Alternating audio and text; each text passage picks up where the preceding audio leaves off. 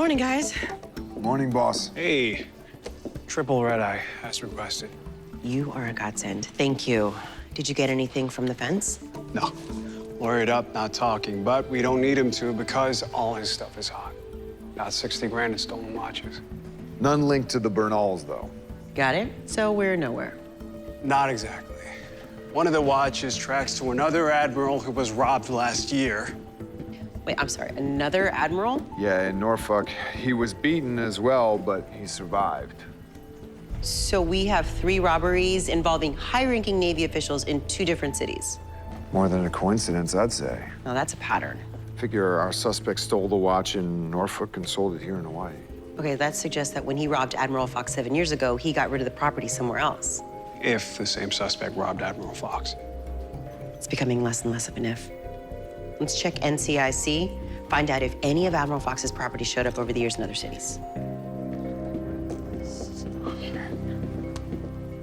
You okay after last night? I'm fine. Julie, not so much. She and Alex saw the whole thing. Well, maybe it's time I go to his place, rearrange his attitude. I appreciate your willingness to avenge my honor, but I handled it. Yeah, but you shouldn't have to. I mean, it's kind of my fault. How on earth is Carter your fault? I was too nice to him. I made him feel like we were on the same side. Okay, look, Carter's issues with me have nothing to do with you. Plus, I sent you to make nice with him. I didn't mean yesterday.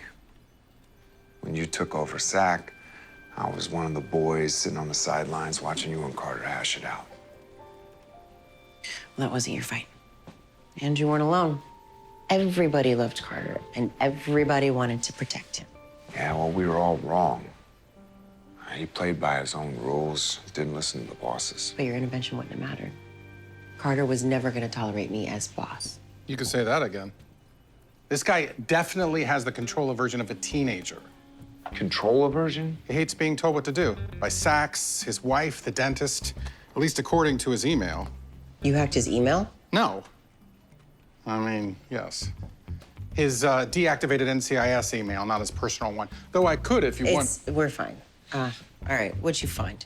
As important as the Rebecca Fox investigation was, he was cutting corners to close the case.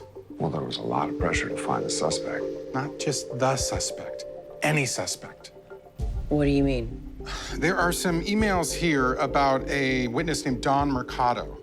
Claimed he saw the killer leave the Fox house the night of the murder. I don't remember a witness statement from a Don Mercado. That's because Carter didn't include it. He met with Mercado, deemed him unreliable because he was homeless, told the SAC at the time it was a dead end. Carter didn't think he was reliable because he was homeless? Look, do we have any idea what Mercado's story was? Now, that is not on the email, but I did track Mercado down at a homeless shelter in Chinatown.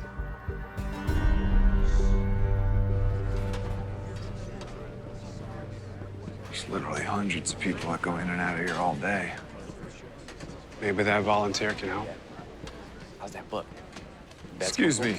Sorry to interrupt. One sec, hold on. Special Agents Boone and Hallman, NCIS. We're looking for a regular resident here named Don Mercado. He's not a resident anymore, but you have found him. I run the place. How can I help?